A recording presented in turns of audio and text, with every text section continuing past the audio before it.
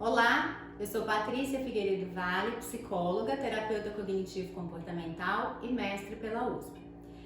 Se você é daqueles que, quando está com raiva, sempre briga, quando está triste, sempre se isola de tudo e de todos por muito tempo, ou se você é daqueles que sempre que está se sentindo ansioso, foge ou evita e deixa tudo pra lá, então fica aqui, porque no vídeo de hoje eu vou te falar quando que a gente deve ou não agir sobre o impulso de uma emoção, em especial da ansiedade. E para começo de conversa, é importante você saber que a função principal de toda emoção é motivar para uma ação, é impulsionar para uma ação.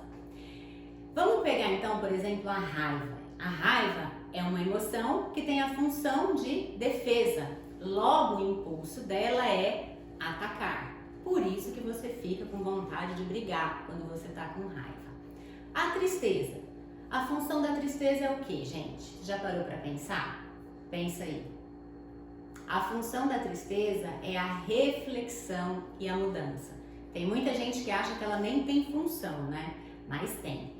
Quase sempre a gente só muda depois que a gente fica triste e reflete. Então, por ter essa função, o impulso da tristeza seria o quê? O isolamento, ficar quietinho, parar, né? Deixar de fazer as atividades que eu faço sempre, até para eu poder ter um momento para refletir. Então, por isso que quando eu tô triste, eu sinto vontade de ficar ali muitas vezes sem falar com ninguém, quietinho no meu canto. Certo? E quando a gente fala do medo e da ansiedade, que é uma emoção derivada do medo, a gente tem outro vídeo falando aí de diferenças entre os dois, a função do medo e da ansiedade é a proteção. Logo, o impulso dessas emoções seria o quê? Se afastar, evitar, lutar, fugir. Ok? Por isso que quando a gente fica muito ansioso com alguma coisa, a primeira coisa que a gente pensa é nem vou mexer com isso, né? Pra gente se sentir um pouco melhor, menos desconfortável.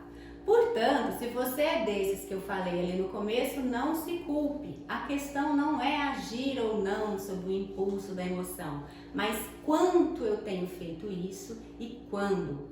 Fica aqui que você vai saber quando que a gente deve fazer isso? Quando a gente sente uma emoção, então a gente pode agir sobre o impulso dela ou não.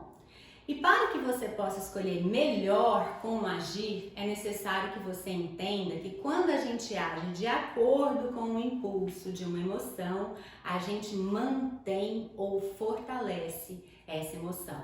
E aí você pode falar com todas elas, até com a raiva. Às vezes quando eu tô com raiva, que eu ajo sob o impulso, que eu agrido, eu me sinto melhor. Provavelmente você teria se sentido melhor mesmo se não tivesse agredido e muito antes. Quando a gente age de acordo com o impulso de uma emoção, a gente ativa o circuito que é responsável pelo impulso dela e a gente vivencia, né, essa emoção de uma forma mais intensa. Então é importante você saber disso. Vou te dar um exemplo. Vamos voltar na Maria. A Maria está presente aqui em muitos vídeos, ela é um caso fictício, né? A Maria, ela era uma pessoa altamente perfeccionista. Ela tinha, apesar de ter boas ideias no trabalho dela, a Maria era muito ansiosa, ela tinha medo de se expor, porque ela tinha medo que a incompetência que ela imaginava, né, que ela tinha, que fazia parte dela, fosse revelada, se ela se apresentasse, se ela se expusesse. Então a Maria, embora ela tivesse aí um grande potencial, ela evitava toda e qualquer situação em que ela fosse colocada em evidência. Ou seja, se ela era convidada para falar, para fazer relatório, né? Qualquer que fosse o convite que envolvesse uma certa exposição dela, o que ela pensava? Vou ser avaliada. Logo ela ficava ansiosa. E o que ela fazia? Desistia, recusava. Aí ela sentia um breve alívio no momento.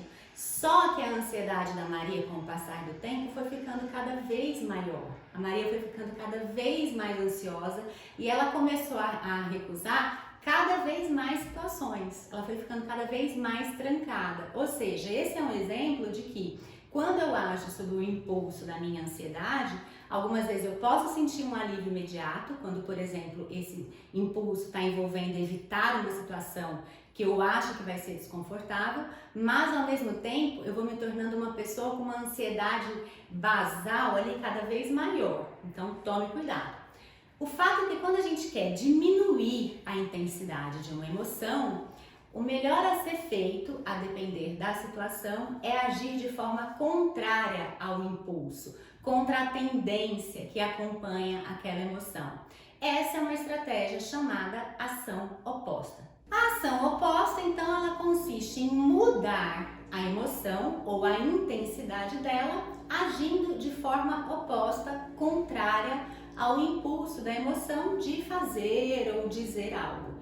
A ação oposta é uma das formas mais eficazes de atenuar o desconforto de uma emoção desconfortável ou desagradável. Já que eu falei da raiva, da tristeza e da ansiedade, eu vou apresentar aqui para vocês a ação oposta delas. A ação oposta da raiva envolveria, por exemplo, eu me aproximar e ser gentil.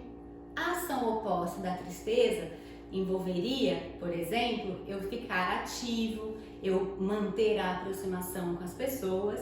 E a ação oposta ao medo e à ansiedade envolve o quê? Eu me aproximar ao invés de evitar, de me esquivar daquilo que está gerando, da situação que está desencadeando o pensamento que está gerando esse medo e essa ansiedade. Aqui é importante, gente, que fazer ação oposta é muito diferente de fingir, de ser hipócrita ou de mascarar uma emoção. Não é isso. Eu fazer a ação oposta à ansiedade não é eu fingir que eu não estou ansioso, mas eu reconhecer que eu estou ansioso e tomar a decisão deliberada de me aproximar ao invés de me afastar. Então, você pode estar aí se perguntando, né, Patrícia, mas como que eu vou saber quando que eu devo agir ou não sob o impulso da minha emoção? E para saber o que você deve fazer, você deve responder a duas perguntas que eu vou te falar agora. Anota aí. A primeira pergunta é: essa minha emoção e a intensidade dela são justificadas por fatos? Ou seja, existe algo que prove, né, que me dê evidência de que essa emoção se justifica, ou ela está surgindo aí por um pensamento aleatório, não evidente, ou ela está surgindo aí por coisas da minha cabeça? Então essa é uma pergunta importantíssima para você. A segunda pergunta é: vai ser efetivo para mim, para os meus objetivos, eu agir de acordo com o impulso que essa emoção tem, com o impulso que essa emoção pode me gerar? Parece confuso, não é? Eu vou te dar um exemplo, o exemplo da Maria. No exemplo da Maria vai ficar bem claro tudo isso para você. Então, para responder a pergunta 1, se a emoção e a intensidade delas são justificadas por fatos, questione os seus pensamentos, os pensamentos que causaram essa emoção. Na situação X, o que passou pela minha cabeça antes de eu me sentir como eu estou me sentindo agora? Então, busque evidências, por exemplo, no caso da ansiedade, a favor e contra a existência de perigo. Voltando para nossa amiga Maria, ansiosa em relação à sua performance, ao seu desempenho. A Maria, então, ela recebeu uma solicitação para fazer uma apresentação na empresa que ela trabalha. E que provavelmente poderia até elevar aí o seu cargo, né? Ela ter um cargo um pouco acima, ganhar um pouco melhor. Mas como ela fica o tempo inteiro pensando que o desempenho dela não vai ser bom, que ela pode ser demitida, ela fica muito ansiosa. E aí o impulso da ansiedade é ativado e a Maria fica com muita vontade de recusar essa solicitação para fazer essa apresentação. O que você acha que a Maria deve fazer? Você acha que a Maria deve parar de pensar nisso, como se isso fosse possível, né? O controle do pensamento que vem. Mas você acha que ela deve parar de pensar nisso e relaxar? Ela deve evitar o estresse, então já recusar o convite porque ela está muito estressada, então é uma forma dela se poupar? Ou você acha que ela pode pedir para um colega fazer a apresentação no lugar dela, né? Ou você acha que ela deve fazer isso apesar da ansiedade e do desconforto? Vamos ver então o que é o melhor para Maria fazer? A Maria viu essa aula e após ver essa aula, colocou essa estratégia em prática. Ela se questionou onde eu estava, com quem eu estava e o que aconteceu. E aí, ela chegou à seguinte conclusão. O que aconteceu foi ela receber uma solicitação para fazer uma apresentação da empresa, uma solicitação do chefe. Ela estava no trabalho acompanhada de uma colega de departamento. Essa apresentação era para ela fazer o lucro que a empresa teve aí nos últimos 2 meses, vamos imaginar. Ela então se perguntou, o que eu senti? E então ela foi descrevendo as sensações, né, do corpo dela. Palpitação, a garganta seca, né, assim, borboletas no estômago, um estado de apreensão e percebeu que ela estava ansiosa. A segunda pergunta, o que passou pela minha cabeça quando eu comecei a sentir isso? E aí ela se respondeu, o que passou pela minha cabeça é que eu iria desempenhar mal, que eu não iria atender as expectativas do meu chefe, que ele poderia brigar comigo na frente de todos no momento da apresentação e que eu poderia ser até demitida. A outra pergunta que é muito útil para saber se a emoção é justificável, a Maria também respondeu. O que eu vi com os meus olhos e o que eu supus? A Maria então respondeu, o que eu vi foi um convite feito pelo meu chefe. O que eu supus é que eu iria desempenhar mal, que a minha incompetência seria evidenciada a todos e que meu chefe iria me demitir. Ok. Próximo questionamento. O que me prova que o que eu pensei está correto? Ao fazer esse questionamento, se possível, anota, tá, gente? Senão fica muita coisa na cabeça de vocês. E aí, o que provou para Maria que o pensamento está correto foi o meu chefe, segundo ela, né? O meu chefe já demitiu um colega após uma apresentação e a empresa está passando por redução de custos. Alguma evidência contrária, geralmente a gente fica na evidência a favor. Então essa pergunta é muito importante. Alguma evidência contrária, né? Alguma evidência que mostre que o que eu pensei pode estar errado ou não estar completamente certo? E a Maria, então, fazendo essa reflexão que é um pouquinho mais difícil, constatou: o meu colega foi demitido porque ele omitiu um dado muito importante e, além disso, ele discutiu agressivamente com um supervisor. Uma outra questão que levou a Maria a achar uma evidência oposta ao que ela estava pensando que aconteceria é que ela superou as metas dela e o chefe sempre fala que ela é o braço direito dele. Uma outra pergunta que é importante para vocês e que a Maria também respondeu. Existe a possibilidade de eu estar catastrofizando, ou seja, ampliando a dimensão da ameaça? A Maria respondeu sim, depois que ela buscou evidências a favor e contra o que ela supunha, né? Essa emoção é baseada em fatos? Existe mais evidência a favor do que contra? A Maria chegou à conclusão que não. Então, eis a resposta. É efetivo para Maria agir sob o impulso da emoção e se esquivar na tentativa de aliviar instantaneamente o desconforto? E a resposta, não. Então, a Maria deve sim ir fazer a apresentação.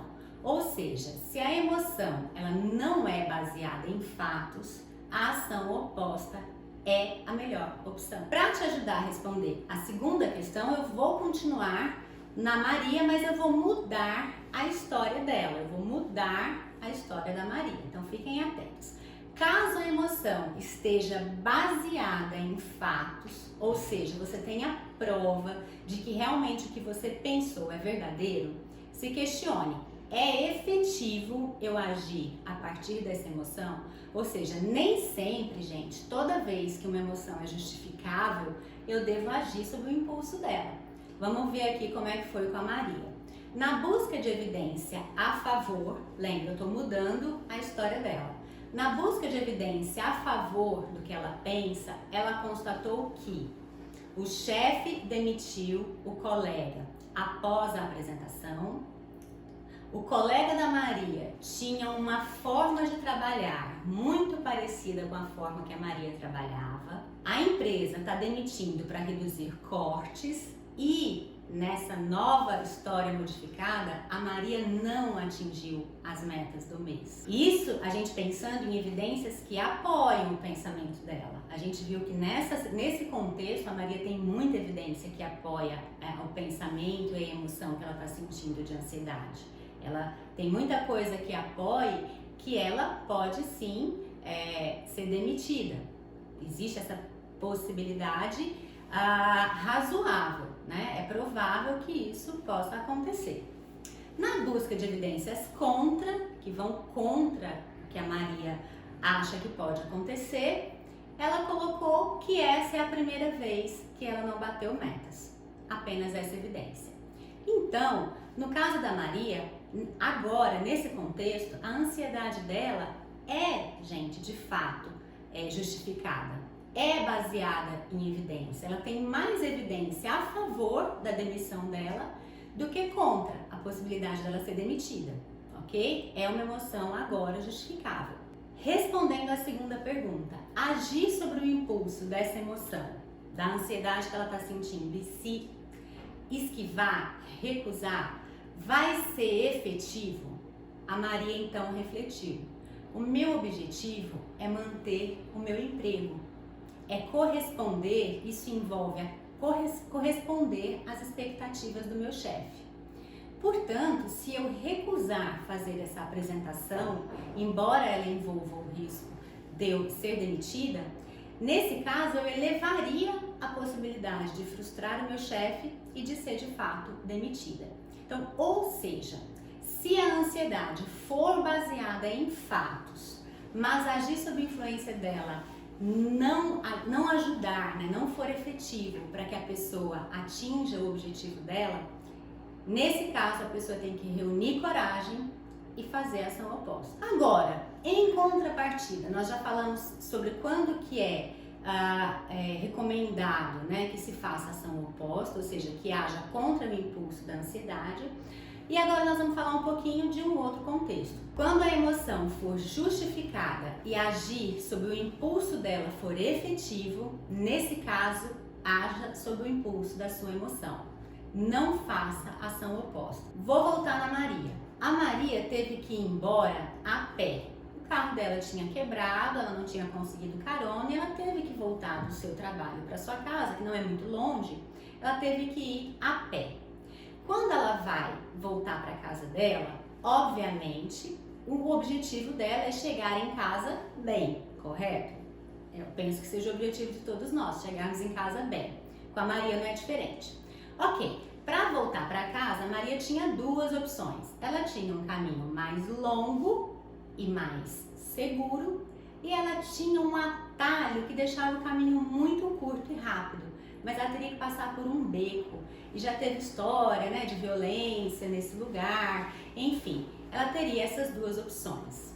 Nesse caso, a Maria sente muita ansiedade, o impulso dela é evitar passar pelo beco e ela de fato faz isso, ela evita passar por esse beco. Ótimo, foi uma excelente escolha, o objetivo dela é chegar bem em casa, a emoção que ela sentiu foi baseada em fatos. Então, ela agiu sob o impulso da emoção. O beco, de fato, é perigoso. E o impulso de evitar o beco foi, de fato, efetivo para o objetivo da Maria de chegar íntegra, preservada na sua casa. Então, alguns aspectos são importantes quando a gente vai fazer a ação oposta. Lembra que a gente falou que a ação oposta não é mascarar, fingir emoção, nada disso? Mas o que é importante? Que quando eu vá fazer, é que eu faça integralmente, né? Então, por exemplo, imagine que você é muito tímido, como a Maria, e a Maria vai numa festa e ela se propõe aí numa festa para flexibilizar aí as características de timidez que ela tem, né? Ela conseguir ir normalizando situações como essa para que ela fique menos ansiosa em situações que ela tiver que, enfim, interagir com muitas pessoas. Aí a Maria vai na festa. O ideal é que quando ela chegue na festa, embora esteja ansiosa, com medo da avaliação, das pessoas acharem ela meio esquisita, né, ou avaliarem que o papo dela não é muito bom, né, ao invés de ela chegar na festa e ficar lá quietinha no canto, né, sem olhar pra ninguém, meio cabisbaixa, essa seria uma forma de ação oposta parcial. Isso não é indicado. O legal é que a ação oposta seja completa, total. Isso envolve o quê?